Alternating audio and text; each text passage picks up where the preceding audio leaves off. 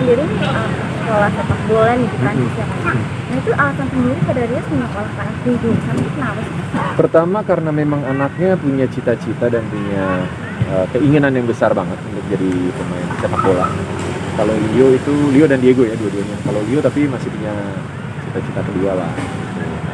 Aku bilang sama mereka dari mereka masih SD, kalau mau jadi pemain bola ya harus belajar di tempat di mana kiblat sepak bola dunia ada gitu ya. Jadi mungkin yang liganya terbaik gitu ya.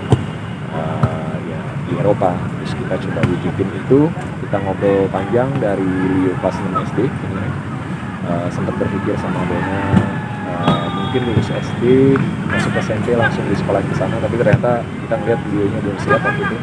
Akhirnya begitu dia naik kelas 3 ya, naik kelas 3 SMP, kita ngeliat anaknya udah siap dan dia benar-benar selama 2 tahun dia tunjukin komitmen yang tinggi untuk latihan, untuk meningkatin performance-nya dia, dan ya diterima di sekolahnya dan akhirnya berangkat gitu. Jadi ya mudah-mudahan ini kita bukain jalan, selebihnya ya tergantung anaknya seberapa besar keinginannya dan kemauan untuk terus berkembang belajar dan jadi yang terbaik, jadi terbaik versinya dia. Berarti seneng dong ada generasi penerus hobi bola nih. Ya seneng, cuma kalau aku sama Dona sebenarnya kan apa aja cita-cita anak-anak, nggak harus jadi pemain bola gitu ya. Kebetulan ternyata 2 anak cowok ini, bahkan Sabrina juga sebenarnya sempat minta masuk ekskul bola gitu. Cuma aku sama Dona, aduh jangan deh, udah kakaknya aja gitu. Kita yang malah agak ngebatasin gitu. Tapi kakak-kakaknya memang aktif banget dan latihan terus. Mereka nggak pernah komplain, mereka selalu berusaha untuk jadi lebih baik lagi. Mereka berusaha untuk punya komitmen yang besar sebagai atlet profesional, bukan cuma sebagai pemain bola buat hobi doang gitu. Jadi kita ngelihat itu dan akhirnya kita mencoba untuk kasih akses terbaik yang bisa kita kasihkan. Di mana kita? Dia di Prancis, di kotanya namanya Evian. Jadi ada akademi yang memang ada international schoolnya ya. Jadi secara akademik tetap berlanjut, tetap belajar. Bahkan kalau nilainya jelek mereka nggak boleh latihan dulu. Dan akademi ini juga kerjasama dengan beberapa klub Eropa. Jadi ada banyak proses sparring, scouting dan lain-lain gitu. Jadi kita pikir untuk masuk, karena jarak, karena mungkin gap juga gitu ya, jadi kita pikir ini step yang bagus buat Leo untuk masuk ke sepak bola Eropa. Ya mudah-mudahan, kita nggak pernah tahu ujungnya di mana, karena balik lagi kita, apalagi tahun pertama penyesuaian, adaptasi segala macam. Aku selalu bilang sama Leo, papa nggak pengen bebanin kamu dengan apapun, nggak nargetin apapun. Tahun pertama kamu cukup untuk belajar beradaptasi dengan situasi baru, dengan teman baru, metode latihan yang baru. Dengan beratnya kamu harus pisah dari keluarga, adaptasi aja, kamu survive, itu udah jauh dari puas, dari senang, dari bangga gitu. Dan kemarin 3 bulan dia buktiin dia nggak nangis, dia ya mungkin ada momen sedihnya tapi dia simpen, ngobrolnya sama kita enak gitu ya, lebih ke diskusi gitu kan. Terus dia nggak pulang, walaupun setelah 3 bulan mungkin motivasinya sedikit berkurang, tapi setelah ngobrol dia akhirnya muncul lagi motivasinya, dia balik lagi, ya Pak aku ngerti aku harus ngapain sekarang gitu. Jadi ya itu, kita nggak pengen ngasih pressure yang besar buat dia, biar dia nikmatin prosesnya. Sempat ada rasa khawatir itu ya, melepas anak masih usia dini gitu, jauh lagi. Pasti khawatir, dan kita coba siapin semaksimal mungkin supaya anaknya bisa lebih nyaman dalam proses adaptasinya dia. Ada banyak tahapan yang kita lewatin sama-sama, bukan cuma Leo aja kita lepas, tapi kita juga sebagai orang tua juga terlibat di dalamnya, dan kita pantau terus. Proses komunikasi juga coba kita jaga. Kita nggak pengen terus komunikasi jadi satu keharusan ya, kalau pengen ngobrol, pengen telepon, pengen say hi anytime gitu kan, tapi nggak jadi keharusan harus dijadwalin atau gimana, enggak. Tapi intensitas dan kualitasnya yang kita cari di sana gitu.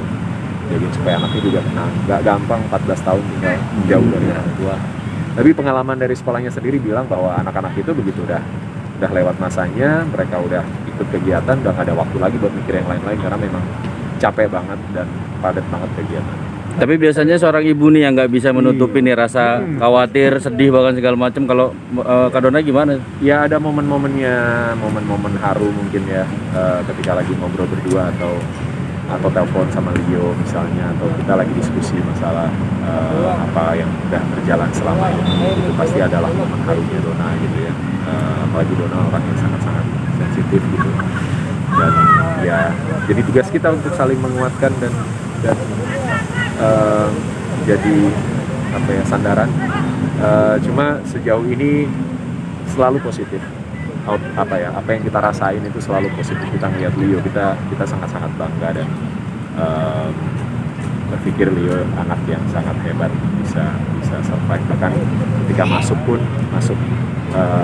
setelah libur gitu ya, masuk lagi ke center, dia sama sekali bebannya lepas, dia langsung jalan ke center dan begitu pisah ya udah gitu, dia tahu apa yang harus dilakuin, nggak ada drama-drama yang aneh-aneh gitu kan. Dan begitu kita udah sampai Indonesia, kita berkabar juga ya udah semua kayak aman, normal, walaupun kita tahu pasti deep down dia mencoba begitu keras untuk bisa ngelewatin semuanya dan bertahan. Benar nggak sih kemarin liburan selain juga menjenguk Leo di Perancis, jadi satu momen yang romantis buat Kak Dari dan Kak Dona untuk menjalankan honeymoon lagi? Kita mah honeymoon tiap hari. Iya kebetulan momennya itu lagi anniversary ke-15 juga. Tadinya kan kita aku bikin rencana tadinya pengen ngerayain lah, ada perayaan kecil sama keluarga dekat dan teman-teman dekat, mungkin di Bali, terus kita ribau di Chapel gitu atau apa gitu kan, yang kita bisa ngerasain momen yang mungkin lebih intens lagi. Tapi ternyata situasinya nggak memungkinkan karena Leo ada di luar dan harus melewati proses karantina segala macam. Jadi akhirnya ya udah deh, kita liburan aja bareng sama anak-anak. Walaupun sempat mikir untuk di cancel karena situasi pandemi Omicron di luar juga lagi naik gitu ya, tapi akhirnya setelah dipertimbangkan ya udah deh kita berangkat, tapi langkah preventifnya kita jagain anak-anak kitanya juga biar sehat dan nggak bawa virus gitu ya. Dan kebetulan pas tanggal 30 aku kasih surprise buat Dona. Sebenarnya sebelumnya sempat ngisengin gitu karena kita bikin kayak foto lah buat memori gitu kan bareng sama Rio Motret, terus aku sempat ngasih cincin gitu, terus cuma pas udahannya Rio bilang propertinya diambil lagi. Padahal itu sebenarnya cincin beneran, cuma Dona udah seneng gitu dikasih, begitu diambil cuma properti gitu kan, kelihatan banget ngarep gitu. Tapi kan belum tanggal 30, jadi maksudnya kalau dikasih di situ juga nggak seru kan, tapi buat momen foto tuh kayaknya pas aja gitu. Dan akhirnya pas lagi di Bern, lagi di Swiss, aku kasih lagi gitu, dan ya jadi momen yang indah lah buat kita berdua sama anak-anak gitu. Kak, jauh dari gosip nih, apa sih Kak yang membangun komunikasi atau seperti apa nih? Ya begitulah, dijalanin aja Mbak, happy aja. Kita hidup kan udah banyak masalah, nggak bisa sama pasangan sama keluarga ya, kalau ada masalah pasti ada masalah, kita selesai sama-sama. Dan udah 15 tahun komunikasinya, udah sama-sama ngerti harus ngapain, dan kita tetap jaga semuanya supaya tetap hangat, nggak cuma jadi rutinitas gitu doang sebagai suami istri atau sebagai orang tua gitu ya. Jadi secara emosi juga tetap dekat gitu, dan selalu saling nyariin kalau lagi jauhan kayak gini nih, pasti masuk mobil udah WhatsApp lagi. Hobi motornya nih Kak, masih bisa kemana, jangan ekspor juga nih? Iya, ini main motor sekarang justru Dona yang juga ikut keracunan dan minta diajakin touring terus. Nanti minggu depan kita rencana mau touring ke Bali. Kenapa hobi motor nih Kak? Emang dari kecil sebenarnya main motor, memang motoris gitu ya. Jadi memang pakai motor sehari-hari gitu. SMA juga motoran, kuliah motoran gitu. Cuma sempat berhenti, ada jeda cukup panjang 2009 sampai 2015 lah, baru mulai balik motoran lagi karena jalanan makin macet, kerjaan juga nggak memungkinkan untuk aktif motoran gitu kan. Dan ketika anak-anak udah mulai besar, kayaknya itu salah satu kenapa jadi punya waktu luang untuk me time juga, dan akhirnya ngambil selain bola yang memang dari dulu jadi rutinitas, ngambil hobinya motoran lagi gitu. Terus akhirnya main off-road, akhirnya mulai ketemu sama teman-teman yang seru-seru dan touring bareng. Udah berapa koleksi nih Kak motor? Motor aku bukan kolektor, nggak suka koleksi, tapi ya yang memang off-road ada 2 gitu kan, bisa ganti-ganti lah gitu. Terus kalau buat touring ada 1 yang santai kayak Vespa, ada 1, baru ngambil lagi 1 yang spesial. Ada orang minta